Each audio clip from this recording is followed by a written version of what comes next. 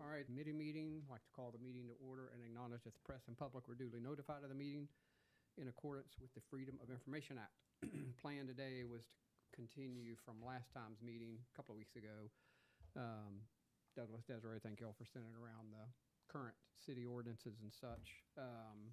Just to continue our conversations around protocol, erosion protection, emergency work. So Douglas, when you finish your AV duties, we'll pick up where we left off. And or does Stephen have something, since we have something on the slide, do we need to cover something No, first? Or? So, I was just focusing in on media, but are we ready to get it? Want to get right to erosion control I think discussion? Yeah. I have a map on the screen. If you all wanted to kind of go through, you remember, and there's no lines up there Yeah. yet, so don't squint too much. Not but going too bad.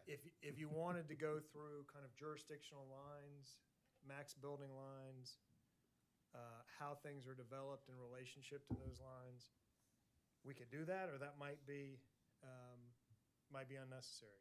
You will have an interest in doing that, or we feel like we're good about it without doing that? Yeah.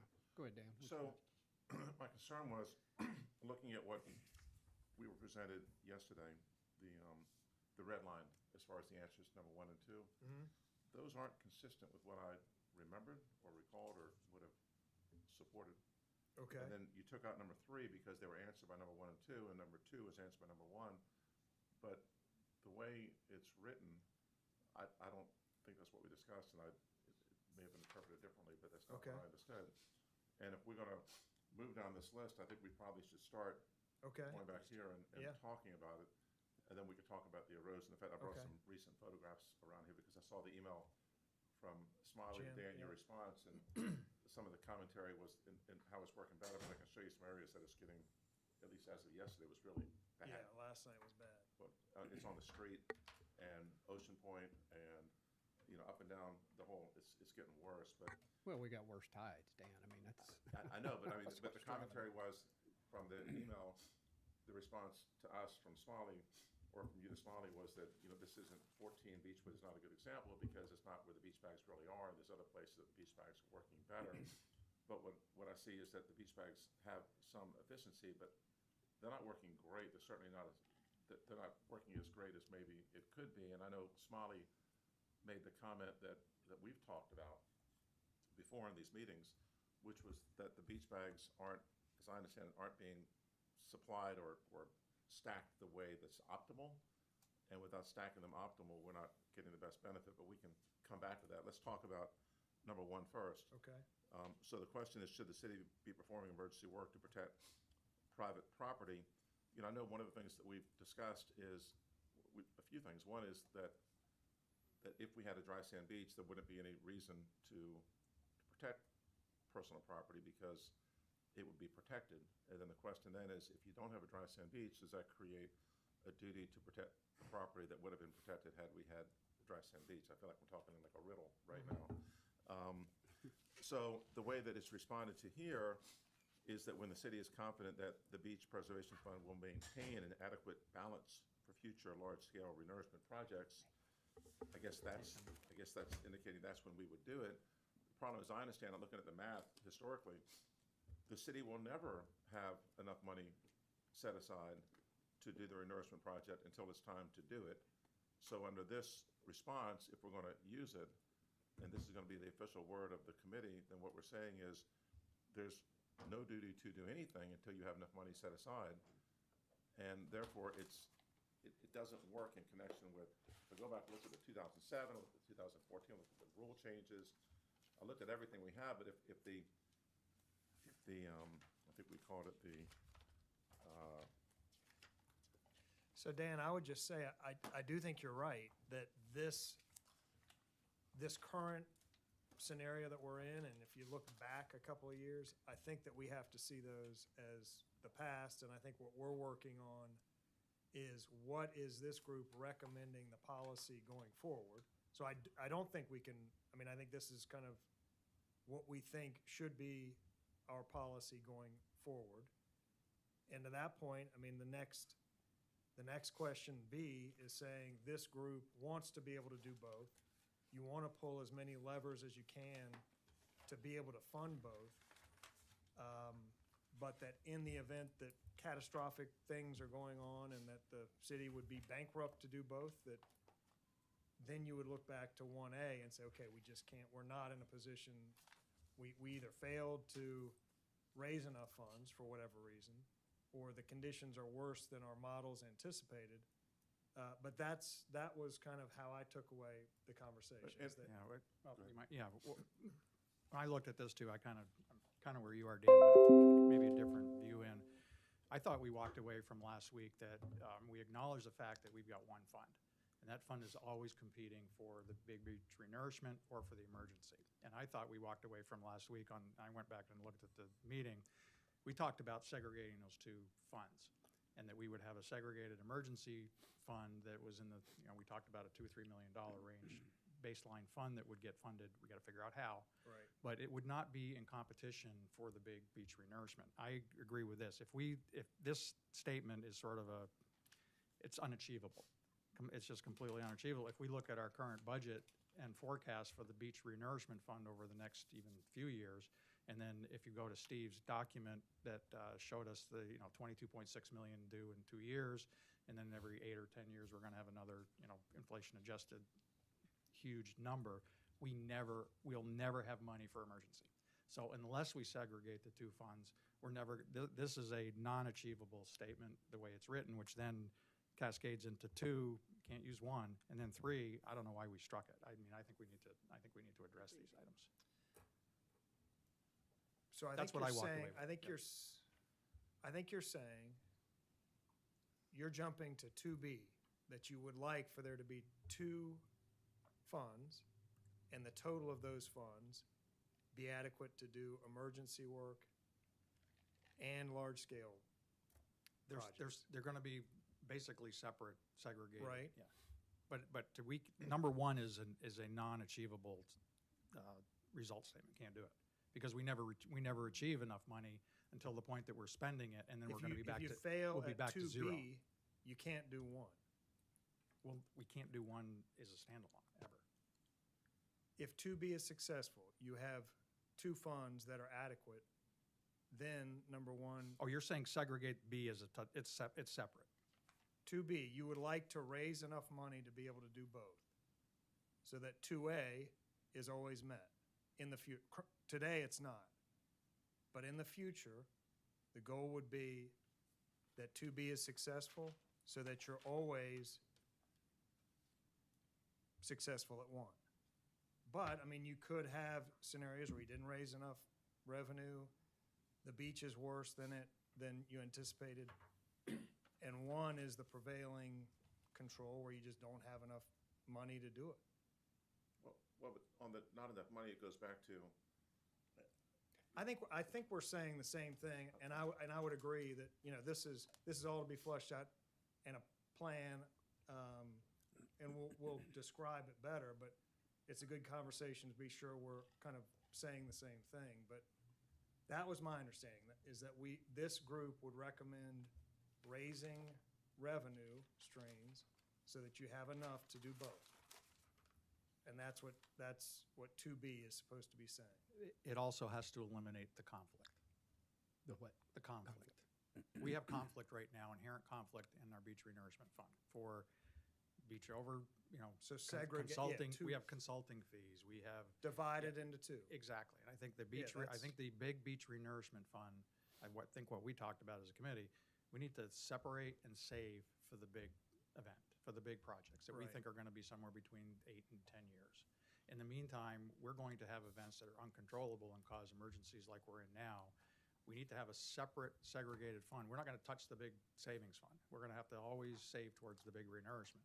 But we have that. We talked about having a smaller fund that's dedicated to the monitoring, the emergency, whatever this stuff now that is draining 1.1 out of $1.8 million of our fund every year.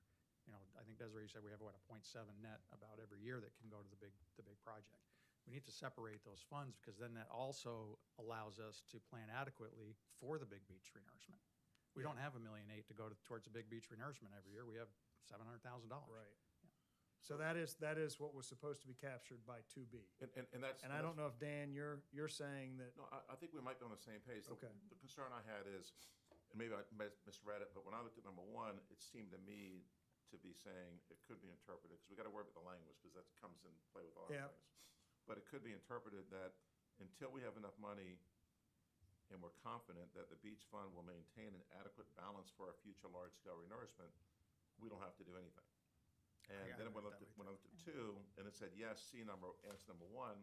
So I think if we flesh it out, I just don't want it to read this way, because if it reads yes, this way, it looks differently. absolutely. than This is what's very meant. much in bullets, and Okay. I apologize that No, it's it's okay. it's That's all right. brief, Yeah. but As long as we're I on the think same- we're on, Okay. I think we're on the same page. I don't know, Okay, cool. there might be a slight difference of, I don't think you're gonna have the money generated by 2B if we wanna do large-scale projects in 18 months. 2B is not gonna be enacted, having raised enough revenue to have all of your needs met. You're saying for the current The horizon. current project, I- 18 months away. I think we've known that, that's been on. So that, we've I mean, known I that. think that, We could Dan, go- that might be I- a little I- bit different than what you're saying. It's a concern, but I go back to. We're what gonna we- have to kind of stumble through. I think we recognize that we're gonna have to just get through what we're currently in, this next set of projects.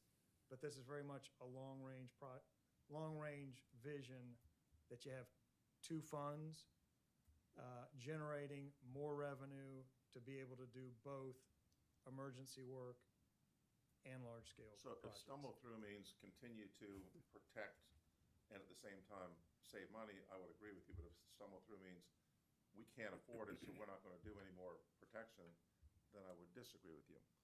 And I don't know which interpretation you meant, because my view is that we had a referendum, we changed the law, we created money so that we could protect the beach and protect the assets, protect the beach and protect the beach access, and do all of the things that the fund was set forth to do under the visionary program that was laid out.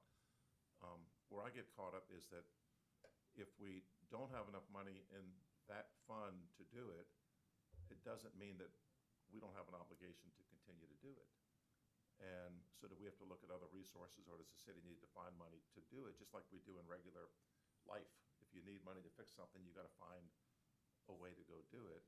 So I don't think that we're limited. I don't know which, when you say stumble through, I think we should flesh it out so we're all on the same page. Because I have a difference, we've discussed it, we can have a difference of opinion on what the duties are, but I think the duties fall, because right now, as I went back and I read everything yesterday again from 2007 forward, from the initial recommendations to the law changing to the referendum, I'm convinced there is a duty, and the way you satiate the duty by not doing the renourishment is that you maintain things until you can do it. And so I would agree there's not enough money right now to do it all, so what do? We're 6 years in. We probably could have done a renourishment and justified it as 5 years, and it's certainly much worse today than it was 3 months ago. I actually brought some photos I can show you guys when the time's right. But I'm concerned about that. And so to me, it seems like we need to, I think that one of the recommendations I would have would be that the city agrees that these are the things we want to maintain. We want to have a dry sand beach. We want to protect the beaches. We want to make sure that we're doing. And from my perspective, I think the city's position is clearly in support of large-scale projects. I believe that council is currently kind of acting on a case-by-case basis on this emergency work. And I think that's where the staff at least wanted clarity, is what should the role be of the city in emergency work? And a go forward. And a go forward, and just in. And I think that's what General. I think that's what 3 was starting to. We're gonna, I think we'll get into that in some of the 3, city versus property owner participation. I think if we don't address those questions, I'm with you on that.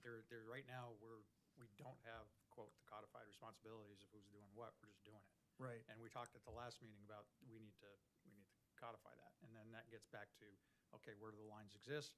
what are we going to allow I think the residents are chomping at the bit to do their own thing as much as they can, including, we're gonna have maybe the conversation about structures or other protection techniques, but I don't think the residents are not willing to put up protection. They just want to know if they do that, when are they going to be able to do that, and how far, if we're not going to protect the dry sand beach or the dunes, that puts them, I think some of the residents are feeling that's put them now up against the wall, so to speak, and they'd like to have a wall or something to. That's on page their 2, Scott. No, I know that. I got that. But if we take 3 out of We here. tried to get there. I know but that, Dan but if we took us take right 3 back out, to then we're not, number we one. gotta figure out who's responsible for what. I don't think the city is responsible for everybody's, sand and sandbags. Well, and Douglas, when you sent this piece out, it was, let's make sure we are on the same page. Exactly. And, I mean, just like the other community or resident committee that's going on, they're grappling with how much detail do you get. You're really just serving up policy decisions to council. I mean, we don't need to try and solve life here. We certainly need to make sure we're on the same page and are serving it up to council with clearly written guidelines and whatever. I'm sure I'm going to be the minority on this committee, and that's okay. I really think the city ought to pivot back to where we were before. I don't agree with you, Dan, that the city has an obligation and reading the same stuff you read and talking to the people that were sitting around the table, coming up with that ordinance. And Douglas has said this a couple of times. I mean, there is no way they were buying into. They were setting the fund up for the big projects: shoal management, beach renourishment. Army Corps dumps in your lap somewhere along the way.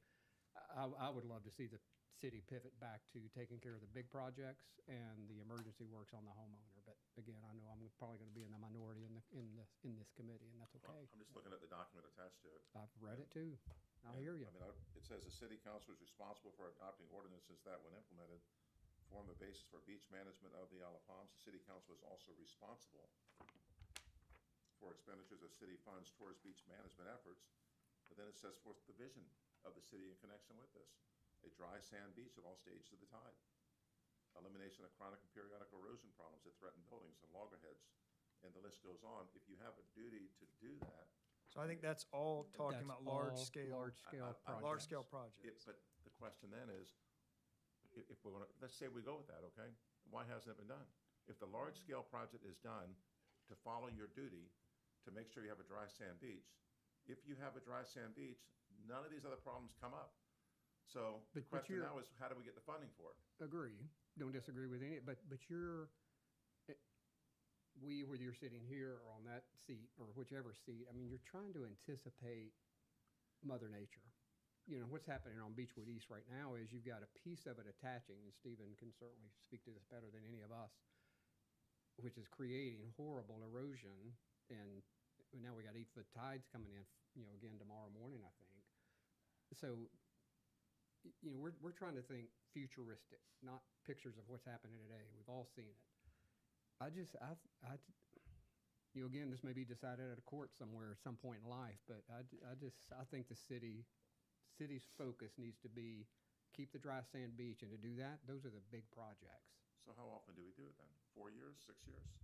Canada- Because it seems like what the city, what you're suggesting is that we limit it to an amount of time based on when we can afford it, based on a fund that was created, as opposed to when we can afford it to make it correct. If the idea is to have a dry sand beach, you have a dry sand beach. If it means you gotta But do Dan, it it every 6 doesn't years say or that 8 years. every day of But every why- life. but So, why- but go ahead, if, Skay. if what, what Dan is saying is true, the question is, was the fund properly funded? I mean, to do that? And the answer is no. But So, it's a but- help. But that's the reality, is that we can all sit here and say that former city council made this decision to make a utopia, but they didn't fund it. They didn't put aside enough money to do it. And so, and you're saying we need to find more money, but I feel like we've gone down this road quite a bit. I mean, where's the money? Where is that money coming from? I mean, Wild Dunes can raise money. When the IOP non-nourishment application is done in 2018, they estimated based on the longevity of the prior 2008 project, it's expected that renourishment will likely be necessary in 2024, 2027, making the predicted nourishment interval 8 to 10 years. So they knew about this with the application for the first renourishment. You knew you were going to have to do it. So council, mayor, whatever, past, present, we need to find the money. I mean, that is the critical thing. I think we all agree that the beach needs to be renourished. So I think we're all talking about large-scale work. And I think we've spent 10 meetings with you all coming to the conclusion that the long-standing policy or program of doing large-scale projects every 10 years, that's probably too long, and that's what that's referencing. It's saying in 2018, you're gonna have a shoal management project about now, which we're about to start, and in 2028, you're gonna have another large-scale project. Yeah. That's been the roadmap which that's is been what we've laid out planning for. on and now has been accelerated for 2026 based on this group's work and recommendation that the frequency of these large-scale projects needs to be accelerated rather than every 10 years, every 8 years. So we're going down that path. I think we're talking about. And there's in more between- money associated with that, so we need more levers. So that's what So this group is I think that's what developing. was anticipated by the tapping into the accommodations fee and getting a beach preservation fee. Correct, the large-scale correct. But we project. didn't start that soon enough because there hasn't been enough time to accumulate any money because we've had to use it. The other variable is that the state had a fund and they're not funding it either. So we've got no Yeah, plan. and this is not really a city, this is a state issue. But that, I mean, we can say that, but they're not doing anything. I mean, Well, then we need we to get have, on the phone with them and say, hey, let's Well, stop. If we you should want, if you want me to we'll go call up there, I South will. Carolina. Just, I mean, we've got, That- Tim, I think we've also talked about that we know that the Beach Advocates Group, this city, every other coastal city, is on the phone with their state representatives for the last Their lobby. 10, 15 I did. years. I've and talked they- to them as well. And they're not showing up at our doors with checks. So we figured that out. Right. And we're trying to pivot to a realistic path of how do we get the money, which is what's, this group is kind of digging in on and trying to provide recommendations to city council. In my mind, this was kind of what we've spent the first number of meetings on. And we were starting to kind of dig in on one corner of all of this policy and talk about just emergency work. So I think we all agree the big projects need to be done more frequently. More frequent big projects is going to cost more money. We've talked a lot about how to get that money. But we have been left with this dangling piece of the puzzle that deals with emergency work. So that's kind of what we've been trying to focus in on these last two meetings. I thought we were kind of through the who's responsible, and I would summarize it by saying that this group believes that the city should take responsibility. That is a big pivot from the historical precedent of the homeowners doing all of it. But I think I heard this committee saying, no, the city should be doing it. But I think this committee acknowledged that in order for the city to be doing that, you need to be pulling more financial levers. So that's 2B. You need more money in the coffers to be able to do both, but we think that's the direction the city should be going. And then we were going to get to page 2 about hard erosion control. And I want to clarify But that. want to get, Don't think it's necessarily all the city. I think the state has a lot of responsibility in this. but I think we know from I time mean, for spent right, yeah, that for they're right just now, not. we're on I mean, we're on a roll. that's as good And as that saying is- that Mother Nature has a lot of responsibility too. I mean, we have a lobbyist. We are, as was just said, the beach advocates are doing their best. We've got, It's They're not not- working, is all I'm saying. so what But would you picking up suggest that we do picking up differently? the phone and What could calling we do doesn't gonna change differently? anything. Well, Yeah, Like I maybe, say, that's why what don't, can we do? why don't we try to level set here a little bit? So, But we can't get, the whole issue is, we going around in wouldn't circles. need to be doing emergency work if we had the money to do the big scale projects. I mean, that's the whole point. We would just do the big project and be done with it. But we do it every 4 years if we had the money to do it. Well, but we don't have the money. I think why it's True. I think the reason why it's so important to establish a policy about who is responsible and to what degree is the responsibility is on emergency protective measures is because we have seen examples of communities that do very frequent, very aggressive beach renourishment projects that are still dealing with drastic and chronic erosion and houses falling into the ocean. So I don't think it's realistic to think that this is not going to be an issue if we just commit to a very proactive and aggressive nourishment program, because that is still a very big Right. possibility. The issue right now I think we're dealing with is we don't have the proactive, we haven't had our first healthy beach renourishment. So we're dealing with, I mean, we've been dealing now with more than 18 months of severe erosion that's just getting worse. So we're in the hole. We've got some money in our account. Our account is actually growing since a year ago. And the question becomes, I'm still with, look, if the people wanted to say that this was only for the big beach renourishments, they should have wrote it in the doggone document, because it is very subject to interpretation. I can't take a leap that, oh, they just meant the big beach renourishment. Everything else in our documents is very specific.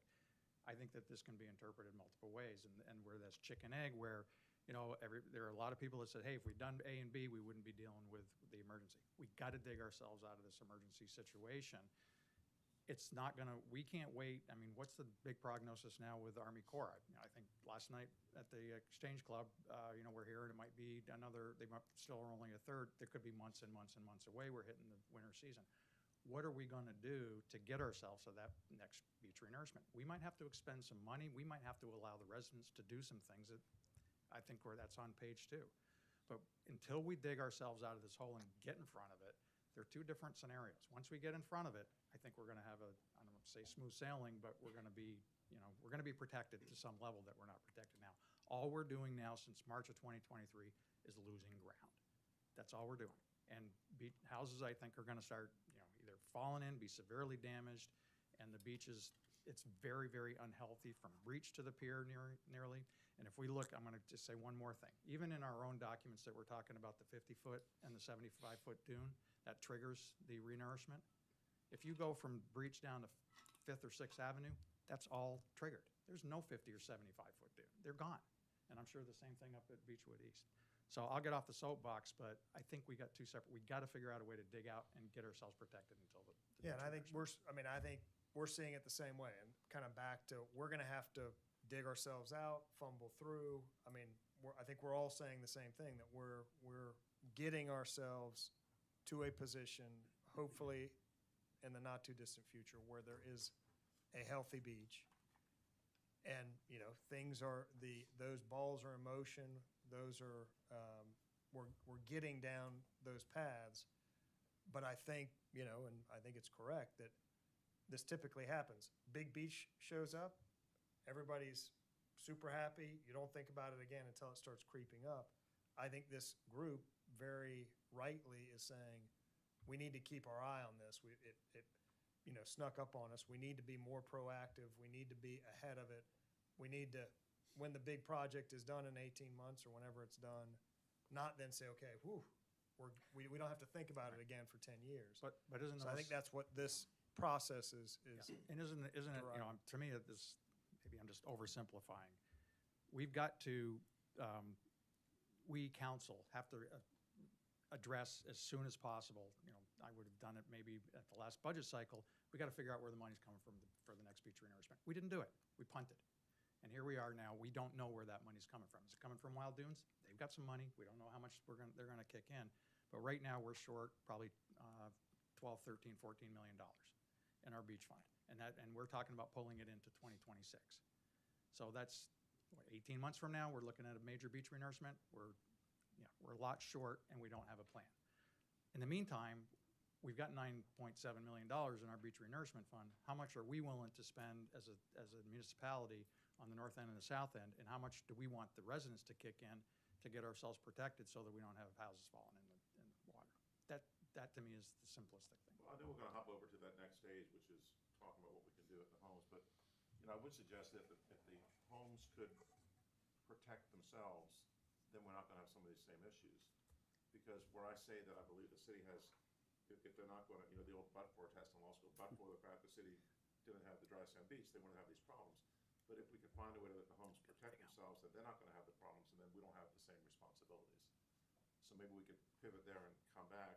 My concern is that right now, and I've lived here since the 80s, I don't remember, and we've had, this is our third beach renourishment, so we talk about long-standing, but it's not a whole lot that we've had. But I don't remember it being worse than this when we did the last renourishments. It was definitely worse It than was this. much worse. Much worse than this. Because what I'm seeing now is, 3 months ago, what I saw in Beachwood East is now at Ocean Point. Ocean Point had no problem 2 months ago. I mean, I got videos I can show you that I brought, we can put on there if you But want to see what's going on. But it's worse, and over here on this side of the beach. But that's not a shock, Dan. I mean, you're hearing people that lived it. You were here. I was here for a part of it. I mean, when these shoals are coming, I mean, the erosion just magnifies. I know, but This is not worse than it was before. the idea that we're gonna go another 18 months and we're gonna. But pull we're back- not. You got a show management that's If the getting sh- ready if to the shoal hopefully comes, start. if it It's comes. not if, it's almost attached. More damage before it attaches, as I understand it. Absolutely, but that's So we're the gonna have way more life damage and works. We're not gonna provide protection, so we need to protect the beaches, because otherwise it's gonna dissipate and it's gonna impact everybody on the island. But I don't know why you're saying that the city is not providing protection. The city has spent almost $3 million in the past year to I thought the provide. discussion today was partly of whether or not the city should continue to provide. But that's not what you're saying. I'm saying the You city talking should. future or past? I'm saying future. I'm saying you can't Well, stop that's different. now and say there's no more protection, so for the next 18 months. I don't you're think on your own. anybody's saying that, Dan. Okay, well, then We're I might- talking about a policy then I that is gonna be misunderstood. Then I misunderstood. I a think, year or two down the road for the future. so maybe we should Then I apologize if clarify I misunderstood. that what we're talking about is getting the building blocks in place to level set after everything's healthy. Maybe there needs to be an acknowledgement that we're gonna fumble through, or council's gonna fumble through on a case-by-case basis, each of these, and there's gonna be a series of them. There's probably gonna be a need for more bags.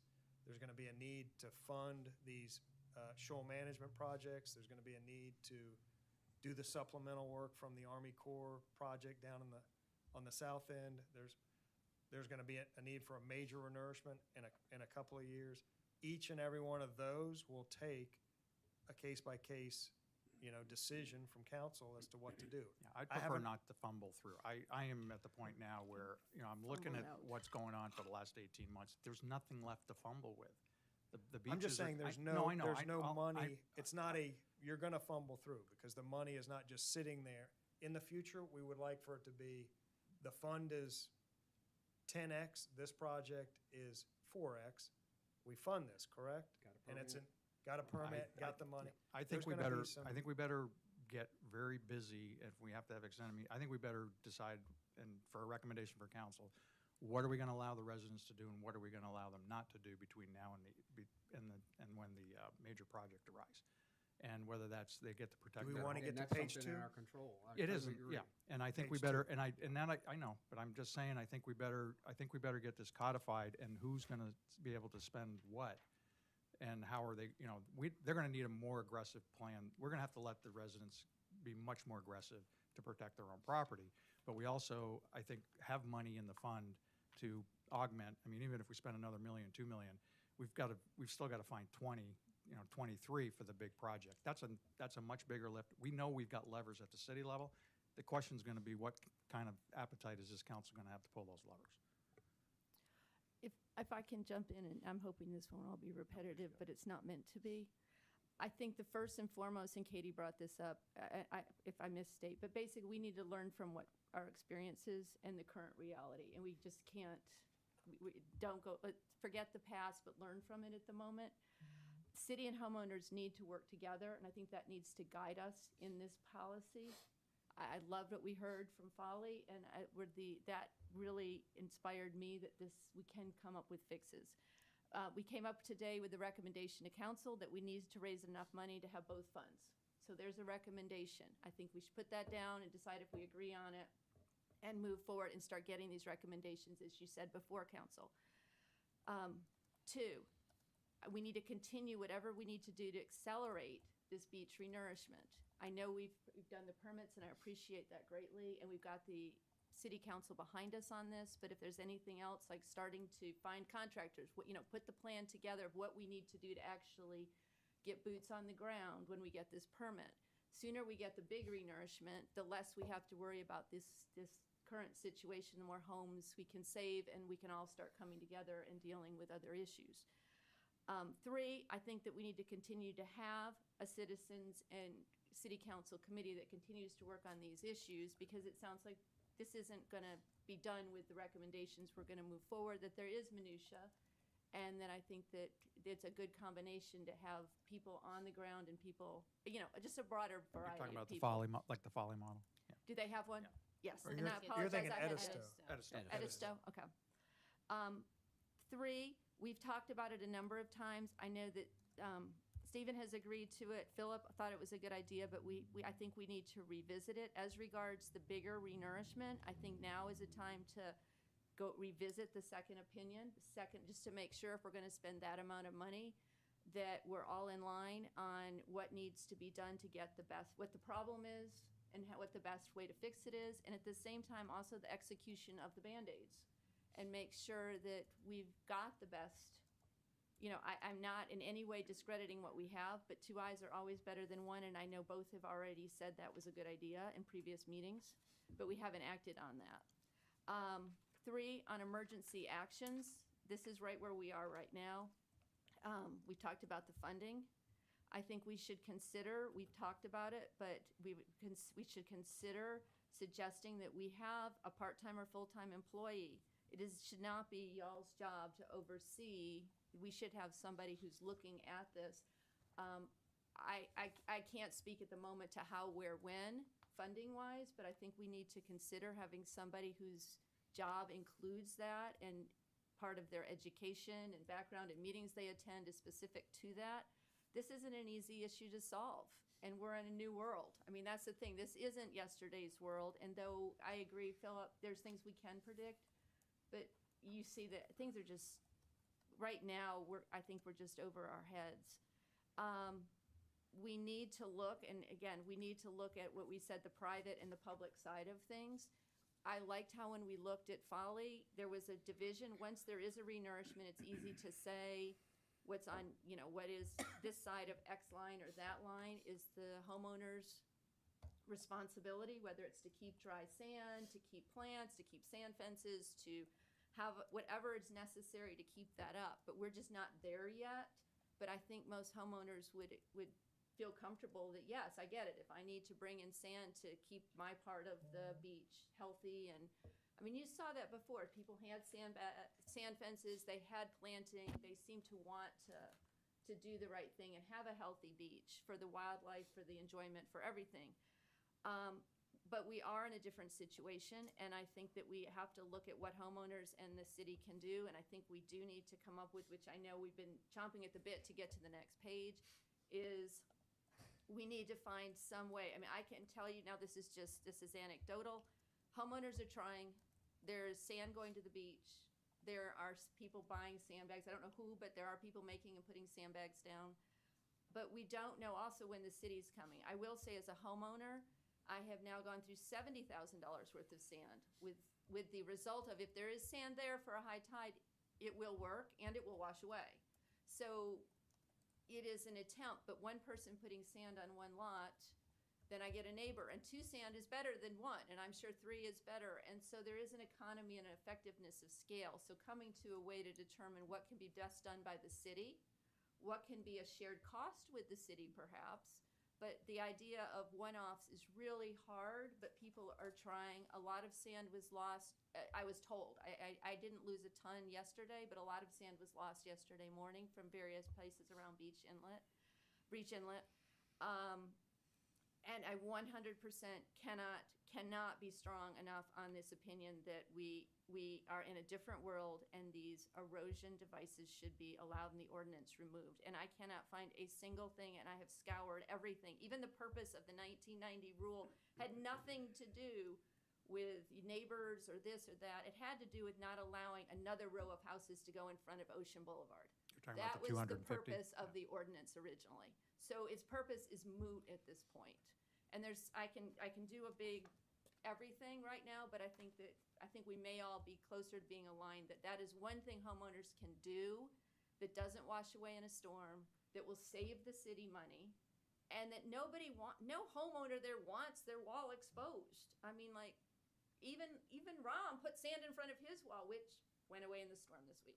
But we're trying, and I think that everyone, if we work together, and then with that in mind, because we've had, with that idea of working together, because there have been, and I'd be happy to go through the reasons that are good about walls, but as far as what we can do is, if our purpose is to work together, then maybe what we can do too is go to OCRM, new named, and ask for a one-time, permission for the people whose homes are past the critical line, but not that far past, to be able to put something up to save their houses. Because no matter what we do right now, based on the rules, regulations, and funding, and putting funding aside, we can't get the beach renourished next week. I mean, the same state that gave us the duty to do it is making us wait for it. I mean, we have to wait for their permit, and is telling us they can't build a wall because we've passed the critical line for many homeowners. So I think going to them with a reasonable argument, maybe some citizens, and going up there and just saying, look, we have 15, whatever the number is, we have X number of homes where the critical line is passed that are in jeopardy of damage. Our intent as a city is to renourish the beach. Everyone has agreed to that. But we can't get there. We're waiting on your permit. It's applied for. And in the meantime, can we do something to not let these houses go? And again, I think that in a way also relieves some of the responsibility of the town. Because now you've at least tried. And if the state says no, then you've tried to get a unanimous view of trying to save these homes while we do the right thing, which is renourish the beach. Without the funds the state had already given. The whole thing is just a mess. But Cindy, how do we, I wish I had the answer. Your list of 6 items or whatever, and accompanied with, we talked about the segregation of the funding and all. I'm just. No, I know you are, and I'm Sorry. happy to see it. I think we ought to get that list, I don't know, typed up or whatever. When you were going through that, I can't say there's one in there that I disagree with, and as a matter of fact, would support wholeheartedly. I think those were all extremely good recommendations all the way down the line. And some of them we've talked about before, but we just haven't acted upon.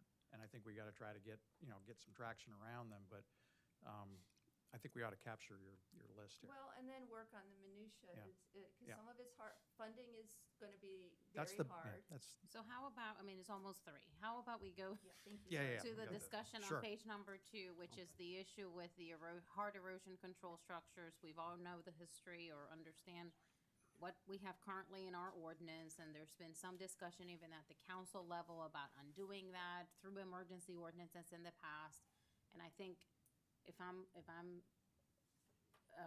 restating this correctly, the issue that council faced, or where council had no consensus on, was where outside of the state's jurisdiction could hard erosion control structures be allowed. There was a discussion about whether it's a certain distance from the maximum building line, a certain distance from the actual structure, whether or not pools should apply. I mean, maybe that's where we start this conversation, recognizing some of the challenges that council faced when they were Just 20 addressing seconds it. to add what Cindy said. If we were to take that, one of the recommendations, which was to go to work together as a city, work with OCRM, and to go and pitch that we work around the critical line to make it work, there's something about strength in numbers.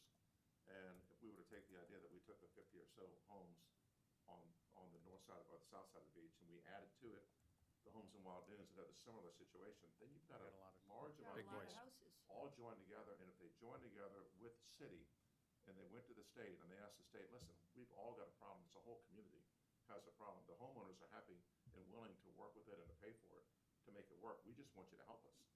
I think it's a lot stronger than a handful of homes here or a handful of homes here. And it's a little more depth than if we did what you're suggesting. I think what you're suggesting is great, to look at the lines, but if we could bring it back further and adjust the critical line for this one time of making a big wall or something like that, and working with OCRM, we might have some success. And it would alleviate a whole lot of problems and a whole lot of expense down the road. And my answer to your question, and I apologize, but once it's past the setback, I mean, OCRM doesn't prohibit them. I mean, we are the only person at the place in the state that's prohibiting this. So why we would even worry about whether it's 20 feet closer or whatever, they just don't want it in their critical area. They're fine with it on private property. So, you know, It's that's on, not that's something critical we area. can control here is what you're saying. Yeah, by And eliminating so that I'm saying, I ordinance. think Yeah. that, and even when you all went through the graphs months ago on this and showed what a straight line would look like, I mean, there's no, I'm sorry, there is no reason, and I wouldn't fall in this category, thank goodness, but there's no reason to tell somebody they have to choose my home or my pool or my pool or my, that's not the beach we want to look at anyways. We want a healthy beach. This is just about having a healthy beach, and until we get there, not losing more of what we have. Or bankrupting the town with an obligation or however your feelings are on that, but in trying to save houses. This puts up a wall that will take that out of play. And I don't think that we should start 20 yards, 50 yards. We had a maximum build line. Why go backwards now? If when we look at new homes or whatever, that's different. But right now, people built based on something. This isn't supposed to be a takings issue or anything else. It's just to keep this at bay for right now. I guess I mean, I wish you could like take it out when you didn't need it. But right now, people need something. Well, I guess my intention of restating that is for the benefit of the group of recognizing that this is a council decision, and a recommendation needs to be supported by a majority of council in order for it to go through. And in understanding where the challenges were, the 4 or 5 times that council faced this question and this issue, understanding what the issue was, where there was no consensus, is to me the first place to start, to try to come up with a recommendation that hopefully has some support from a majority of council. Because if there's not, we're going back to the drawing board and nothing can get done at the council. I suggest we make the right. That's right. Siri. Thank you. So all that I was going to say is I think that we have an obligation to make the best recommendation to them. And I think first I don't think that we should be coming forward with a watered down version because we think that we'll get this. But I think we should come up with what that is. And then we should get people to coalesce around it if that's what our opinion is. And we've had the benefit of 9 or 10 months of being educated. And unfortunately, like I started, we learned from our experience and our current realities and the risk-benefit analysis. Everything has changed. I love pie in the sky. It's, you know, I was thinking of that song Wish, you know, I wish for you, you know, I wish for us all that the sand shows up next week. But we're in a different reality than we thought we'd ever be in. And I know everyone's trying to do the right thing. But I would be a fan of not trying to water it down. I think we should try, and I'm not saying that I have the right view, but we should come up with a view that we believe in based on what we've learned, not what'll sell. I agree. But Siri had nothing to say, like, go girl. Douglas, what you got? So- Let's keep moving here. Yeah, Douglas, please. what you got So there? this is solely to illustrate the example of if that was your recommendation, the naysayers that would object to that recommendation would use this as an example. And this is between 21st and 41st Avenue. And if you look at those, and thank God this is a healthy section of the beach, and it doesn't have any issues currently. But you can see there the red line, which is OCRM's baseline, and then you see the blue line, which is OCRM's setback line. If the city council were to say, okay, you can do whatever you want on the back side of the blue line, that would allow those owners and I've just put my hand on a parcel for you to look at, that would allow them to armor to a point 450 feet in that picture seaward of their house. So in the event that the shoreline naturally comes in towards those houses, which it does a little bit periodically, you would have a lawn sticking out into your beach, in that example, if it were to go all the way back to those houses, you would have a wall cutting the middle of your public beach that you couldn't get around. You'd have this thing sticking 450 feet out into the ocean at that point. Couldn't you quantify that by setting a limit, which would be something like? Well, so that's the challenge, is the where ordinance. do you set the limit? Yeah, but no, but I'm talking about, but not just an arbitrary limit of so many feet from the beach. I'm talking about an arbitrary limit from the structure That's what That's- was tried. at That's the the time that you build it. conversation. But the problem is, if you're, which works, except you have an emergency basis, so like everything else in the world, it's gonna be a general rule that is flexible depending on the circumstances. And, because it wouldn't work with the homes now, so you'd be setting a wall saying it's gonna be 30 feet out, so you can't accomplish it for those homes, but for these homes here that have a ton of beach, we don't want them building a wall 100 feet out. That's the So, but- that's the magic But of this, everything's Dan. not We're uniform, trying to so the figure this question is, out. How do you protect at the same time without having it? Very well Accept- said. That's a conundrum. That's Or the why conundrum. don't you incur, I mean, I don't, if there's so much sand there and everyone seems good, then I don't see what I hate to say this, 'cause it sounds naive. I still think that you still allow them to build it where they want to build it. And the goal here is that everybody, as that is their, I mean, that's the aim of where the beach is. I mean, we talk about having a renourished beach. When you renourish that beach, it's going to be back there, correct? Well, so You this would is have a temporary blip, but those properties would be saved. I mean, once you cross those blue lines, they keep, There's the question.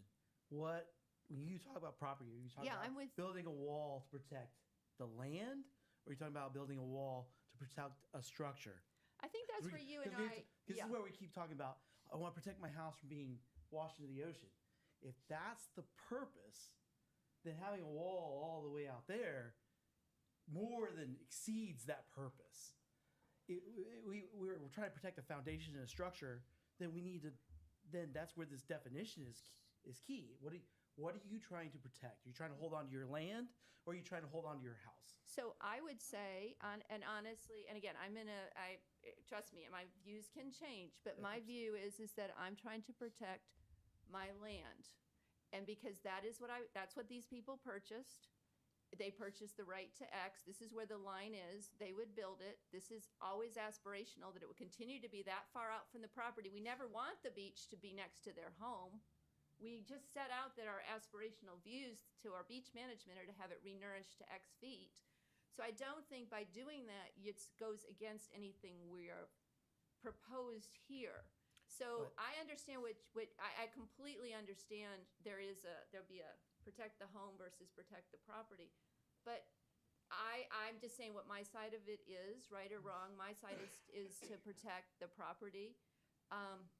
And I'm protecting somebody else's property. So it's not about me. I'm just saying, I think that that's what it should be. That's where the line is. And when that line has been drawn and checked by the legislature and all that, that's the line of private property, and it should be able to So you start protect at the dry private sand beach property. area, Yes. and in an ideal beach, and from there you work backwards. As long as there's a dry sand beach, we don't have a problem, and when it becomes When problematic. it you've becomes got a problematic, our goal as a got city is protection. that within years, we'll be renourishing it. So this is it, and what we're seeing now is that these temporary blips can be temporary or they can be permanent. Your scenario, I think, is more looking that it would never come back.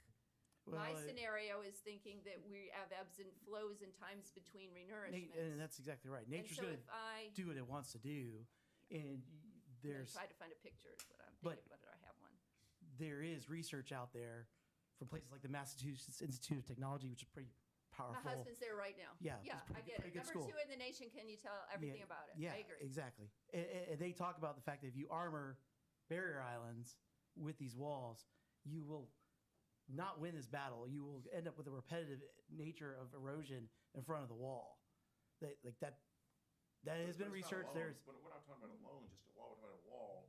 plus Underground. renourishments. Yeah, this is an but underground every time you situation. need in between when the sand erodes on the other side of that wall, then eventually it just creates another problem. It'll actually make it worse.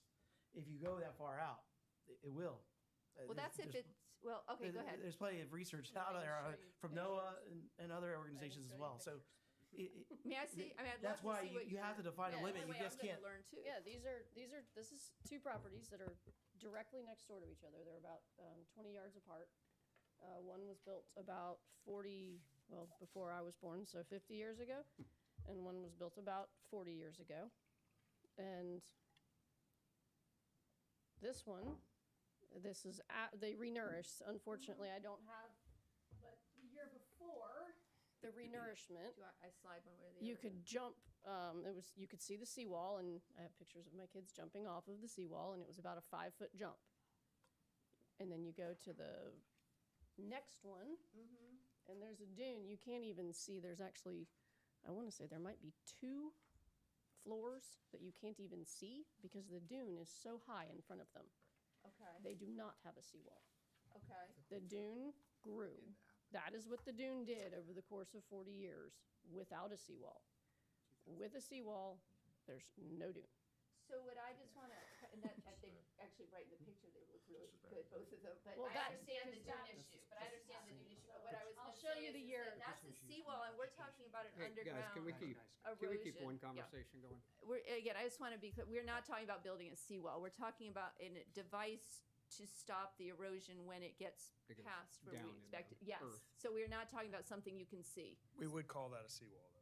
A subterranean wall. OCRM does not call it a seawall because they prohibit seawalls. This is not prohibited because it's on private property past the critical line. It's very different. They are not the same thing. This is usually South OCRM Carolina, does not prohibit what we're asking for on private property. It's But they almost, would to me, it's like prohibit- saying I can't build a fence because I don't want the coyotes to come in.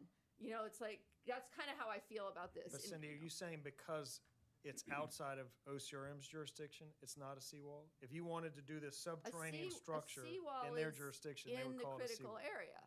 So you're saying the same device, but on the other side of the line? It's not the same device. If I built a A wall. seawall, I A would wall. build a wall that you saw, and that would be, okay, a seawall perhaps, which is very effective, is the corner of Sullivan's Island. All the rocks that are out there that you see is in the critical area, and it protects property and home.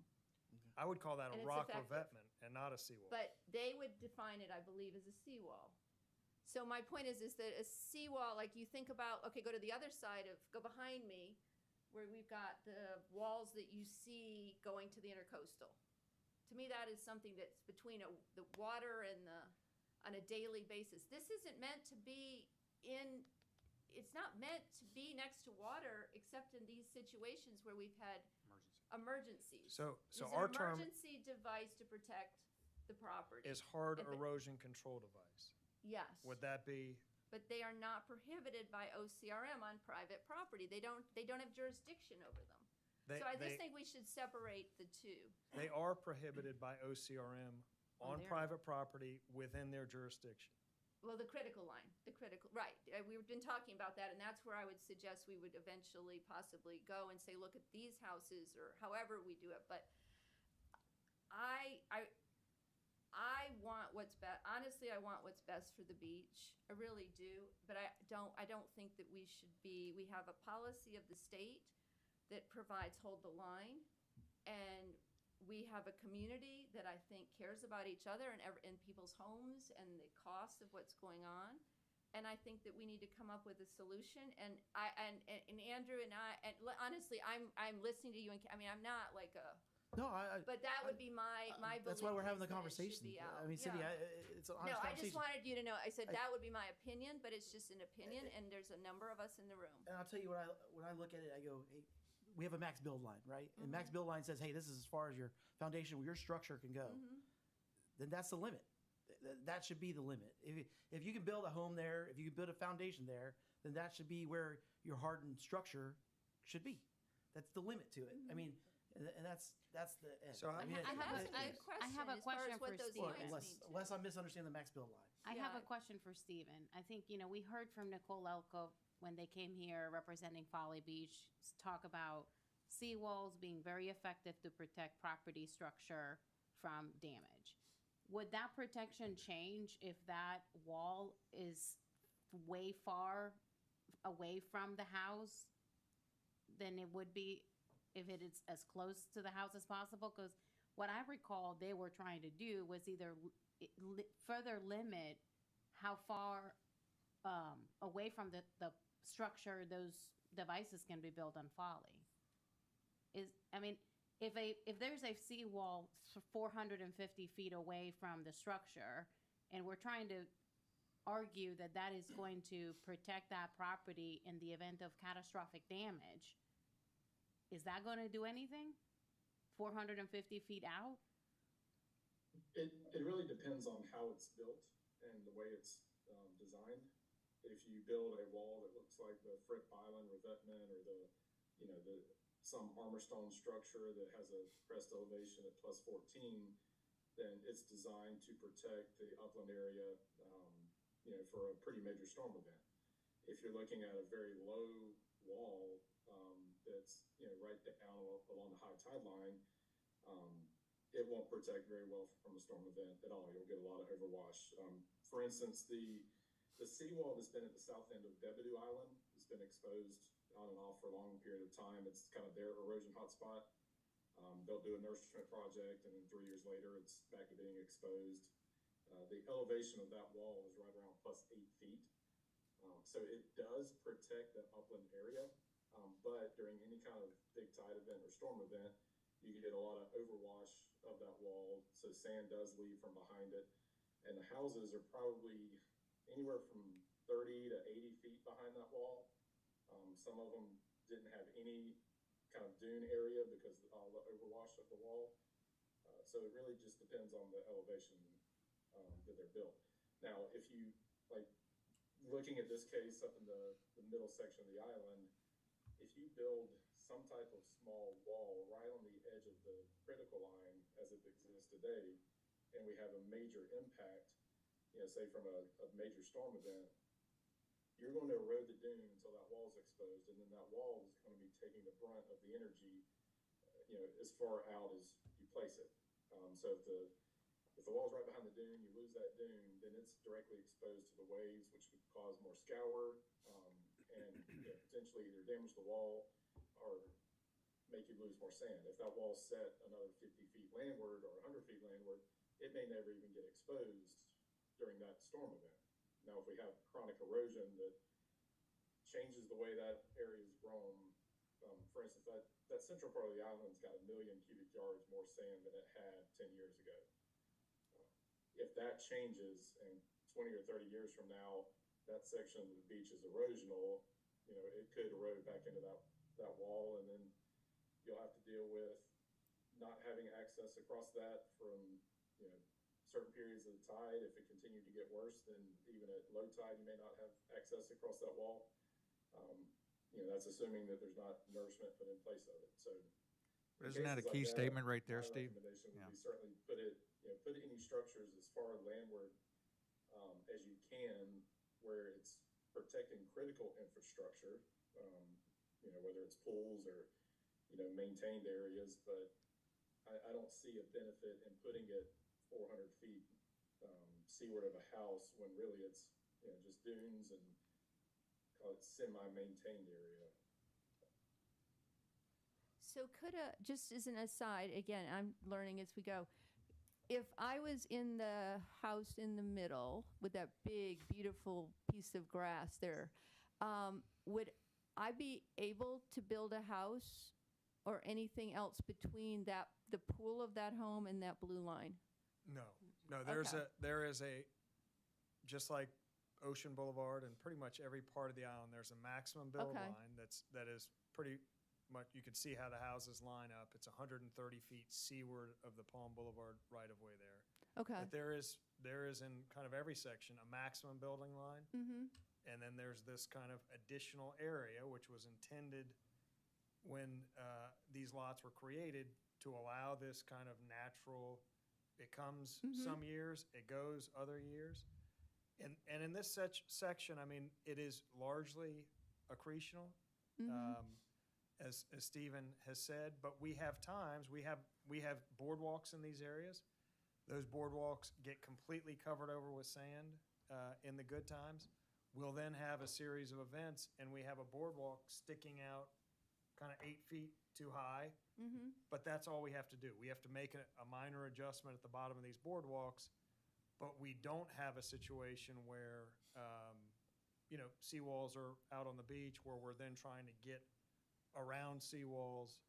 So that is the benefit of the city's longstanding prohibition of seawalls landward of the OCRM's jurisdiction. So if we looked at again, and just a question, if you looked at the maximum build line across the island, if I recall, there were issues where the maximum build line has come landward of a home or pool.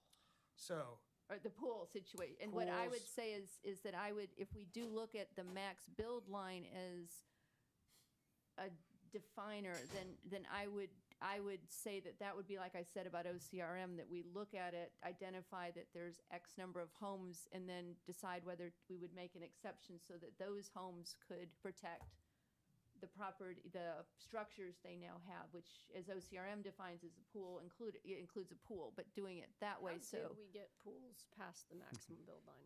so in this section of the island between 21st and 41st, The reality we are in today. I mean, that's just, those words, Yeah. you say those words, maximum build line, and I believe that pools are built. But somehow, we So- built pools past the maximum build line. But they Maybe were it's because allowed, but they were were, dug yeah. instead of built. so this I is, mean, Yeah. this is the history. Between 21st and 41st, that ordinance was written so that you could not build pools seaward of the maximum building line. On Ocean Boulevard, that maximum building line, right after those properties were developed, that was regulated by the beach company through covenants and their architectural review board. There was not a city ordinance that governed that. As the lots built out and they got sold and the beach company gradually kind of retreated out of wanting to regulate it in any way. So the city, and we did the same thing up near Wild Dunes, where the city had to adopt new ordinances to start kind of taking the control from the beach company, and they became zoning ordinances. When those zoning ordinances were created, they were done to mirror the policies that had been already in effect by the beach company. So they are written specifically to allow pools seaward of the maximum building line, and that was done to mirror what the beach company had been practicing. And that's Their question, covenants. that's somewhere in your, Packet. that's question 5 on page 2. And- Was that a Yeah. good decision? And I'll also say that if you looked at Ocean Boulevard, when that ordinance was enacted, it looked very much like these parcels. And the policy had allowed them, the lots were large, the monitoring showed they're getting bigger. It's like, well, surely you're never gonna have I look at this photograph and it seems absurd to me that it would ever be, the erosion would get up into that grass.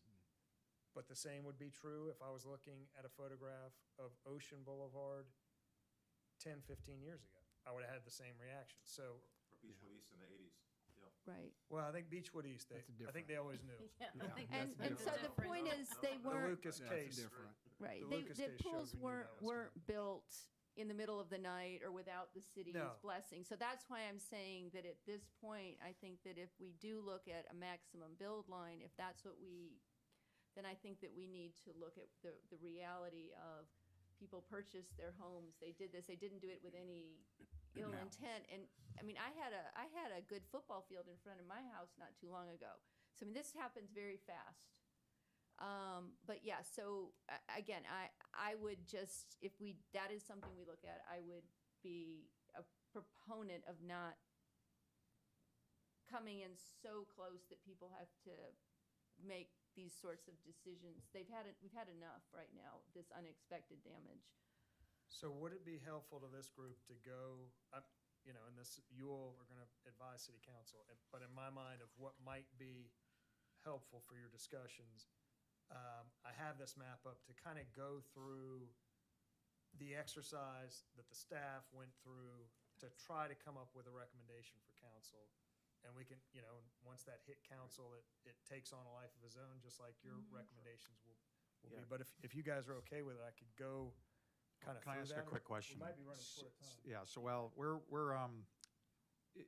we're talking about our situation kind of in a little bit of a vacuum here. What do other island communities do that don't have the ordinance that we have, that could interpret that you can do certain structures on your, they're gonna have same houses with the same lots that are 450 feet to the baseline and the setback line. Are they, that don't have the ordinance that we have, are they dropping structures in front of their house up to the property line?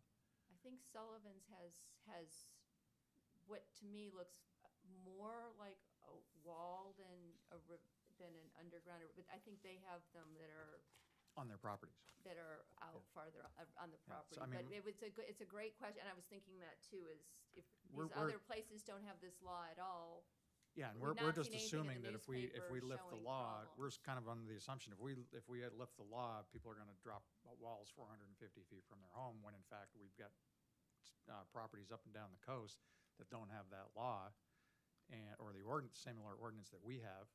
And what are they doing? Are they dropping barrier structures in front of their house? I don't. I would say there's a risk benefit going on with a lot of this too, that if you were to say it's the property and somebody has 400 feet, 500 feet in front of their home, and this is $400,000 to $800,000 to put a wall in, that they're gonna say, I'm gonna wait until something changes, Right. cause I'll have plenty of time to make this decision. I don't know that, I mean, there's gonna be somebody's gonna say, I just need to know that I'm where I wanna be maybe, but I don't think that generally you're gonna see a run on this, just like you don't have it on Sullivan's. I mean, there are some on Sullivan's, but there's not a run on Sullivan's of when I talk to the people who build these saying, oh, we're building 20 on Sullivan's because IOP is having a problem. And I'm just going I to the. think they wait till things are, Yeah. there seems to be a concern. I'm going to the presumption of cause and effect. I think we're assuming that if we pull the ordinance, which nobody else has one, that people are gonna be building. We know what they're gonna do based on what other communities are doing. Are they building? I don't think they're building walls. I don't think People there's I've a big. talked to aren't building walls. Right. I mean, they've built some on Kiowa, and they've built Hilton Head. some on And if Hilton Hilton Head. Head, Hilton Head has had a Those are the only series of- places, and we've talked to And 5 Hilton or Head was 6 an emergency, yeah. people because we definitely want to do it with, an engineer that can do a good job, and that but yes. I think they- Edisto, to your point, I think Edisto gave the example that their ordinance allows walls with the provision that council originally included, that it be certified by an engineer of not having a detriment, and they came to find out that nobody had ever done it. And that's kind of where I've been. I don't know if that's the where I've hang-up been from the whole time. engineer or I what. I look at the history of the ordinance. Well, I do think we know, I mean, council did a 60-day ordinance, and I think at one time it was upwards of 20 people in that 60 days kind of trying to get something in. They obviously ran against. So, I mean, I do think there will be a significant number of walls built if the ordinance, But these folks still have to deal with the DES or the OCR. I mean, no, or do they we're not? talking. Because it's no, on their own private property, right? Yeah. It is outside. And just to clarify that, the private property goes to mean high water. OCRM's, so in that photograph that's on your, that is well, and on most parcels, that is well seaward of OCRM's jurisdiction. Yeah. OCRM's jurisdiction has nothing to do with the limits of ownership. So it is on their property, but it is on private property that OCRM, BCM now, is regulating, and we're talking about that portion of their property that BCM does not regulate. Just regardless of ownership. Regardless, and all of OCRM's jurisdiction is also on private property. So OCRM could modify or give, they can give leeway to a particular problem, correct? So I will, and Dan, you talked about this, we didn't get back to it about kind of strength in numbers with OCRM, and from my experience and my dealing with the municipal law, it doesn't matter if 1 or 50 people come to me. The statute is the statute. I have to administer it. So if 50 people say, hey, you've been enacting a height ordinance, there is a height ordinance on the books of 40 feet. All 50 of us want to go to just 42 feet. I can't approve that. I mean, I would send you to to our council to say, hey, they would like to tweak modify the, Council says we want to do it, we want to support it. so in the So state, we've got that OCRM, and OCRM says, that's a state legislator's Yeah. issue. I think that is what, if 50 people were to go to OCRM's office with the same idea, I think that staff would have the same response I would have if 50 people came to me and wanted to right, tweak this municipal law, is go see the legislators. correct. In my situation is council, and their situation is the state So, legislature. I mean, one of the things we did consider is the city trying to support, trying to help those people and coordinate a group effort to go, understanding. To the that- legislature? Yeah, absolutely, to start here, and then OCRM and OCRM to say we would support it or not support it, but at least start a path. 'Cause I think you have, the problem here is that you've got multiple ways that you could accomplish this, and some of them are different depending on where on the island you are. And I apologize, court ordered me at deadline, so I have to go. But I just wanted to say on that when I did speak to, I spoke before them, before this year to their board, that the one thing they wanted to know was, how does the town think about this? So I think that what I'm saying is if the town supports people going forward, that saying, well, the town supports that if you can get this, that we're okay with you having this device next to your, that at least they can say that, and you've done your part to try to help the situation and protect the home. And I think the people who would be going there asking for, if it's gone past the critical area, really have their structures are in jeopardy until we can get this renourishment done. I'm sorry, I have to go. Thank you. Do we want to, I think we need to wrap it? Okay. Yep, personally. You didn't get far through page 2. I'm going to give you a We C, didn't a get C. On a Friday C. afternoon. That might be Friday at 2. I'll get poised to shut it down whenever you're ready. So just, Yeah, let's just some talk about next. house cleaning. Can we get maybe Cindy's Yes, we have recommendations that down. documented? And then also, I think, did we agree on page 1 that we're gonna redo 1 and 2 and we're not gonna strike 3? Is that where we kinda? So I don't think you need to, if your answer to 1 is it's the city's responsibility, which I think you all have said, Except me. except for one of you. Yeah, and I'm kinda. You don't need 3. I'm kind of in the middle with Philip here.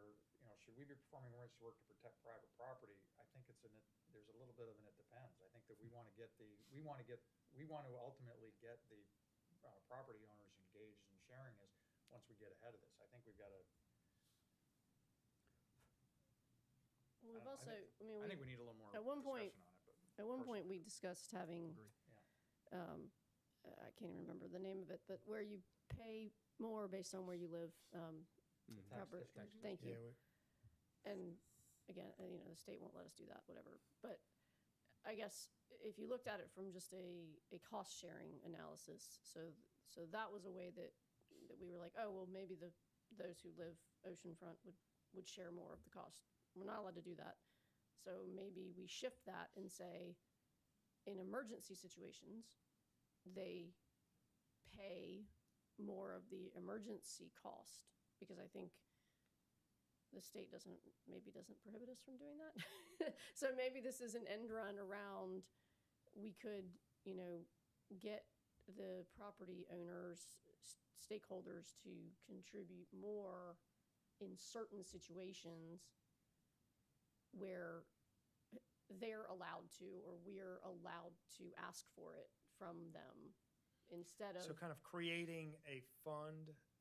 And I'm not a just, tax. this is just kind of coming, this is just like a random thought of. She's free flowing. Yeah, I mean, well, Pay to- because, Pay to play. because we can't do it for the normal maintenance, but maybe Beca- we be- can. We can't do a special tax. district district. for normal maintenance. So maybe we have an emergency, some sort of emergency. Agreement. Or Something. agreement that would Voluntary agreement, more not or a less be the tax, same not a thing, fee. but it would have a different name, and so maybe it would work. I don't. I think it's worth looking into. I just I think mean, I think we to not belabor here. I think we need to take another run at page 1. That's all. Yeah. Just to Scott, yeah. I I know. You know what? Hey, I'd rather have it. So Dan, I think you But do you see- disagree. rather have do it you right. see what- Yeah. Do you see what I'm thinking there, though? Like, Yeah. with that, Yeah. But I think you two are saying two opposite things. I think you're saying you do think it's the city's responsibility, and however you gotta figure it out, you gotta figure it out. I think you're saying in this work-through period, before the funds are bolstered by all the levers being pulled, there's some, We it want to might have, be this, it might be the owner's yeah, and we might be able responsibility. to, if we go through policy and enable them to do more things, we want them to be able to pay for that and give them that option. And I just think that when we look at, what are the responsibilities between the city and the property owners, we've got to delineate what that is and what the triggers are. We haven't, I think, yeah, I just think we need another round. I think it's a little bit of a blend for me. I think that without any alternatives, I think it falls on the city, but I think there are ways to avoid it, which would be Band-Aids or letting the homeowners do some certain things they can't do right now. And I think that's why I brought up to those, going to, trying to work with the legislature and coming up with some ideas. I mean, the goal is not to say, here, shift it on the city, find a way to do it. Try to find a way to make it work for everybody, because I don't think it's working right now for the beach. And I don't think we can fix it with the funds that we have. So I think we're closer than we were when we got here. Are we? Or do we just have, Or do we just I realize? like your optimism, Dan. how- I was already on to page 2. I think we're back to bullet 1. I don't know, maybe, All right, let's talk about it next Yeah. time. Christmas. No. And we don't have to do Fridays, so what if I just throw out December 4th as a starting point? You might like it, but I'm out of the country that day. So, Okay, book it. Yeah. Just kidding, Dan. That whole I mean, week, what's- Dan, or, I am that whole week, yeah. so we're talking about a 3-week, 4-week hiatus? well, I'm just, Next Friday. and we could do Yeah, I mean, next I could do Friday, next Friday. 22nd? The sooner we do it, the sooner we pick up where we left off, and maybe. No, we can I'm work with you. I was just trying to be I do not, sensitive to- next Friday I am, well, hold on a second. I thought I had,